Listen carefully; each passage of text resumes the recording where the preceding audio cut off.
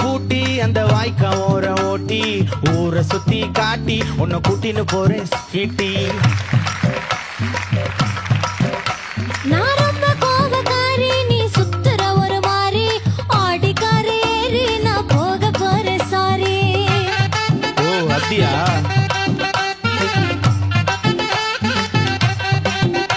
நான் வைக்க மாட்டேன் தாடி, நீ வேணா எனக்கு போடி. இந்த மாமாவை தான் தேடி உன் தங்கச்சி வர ஓடி.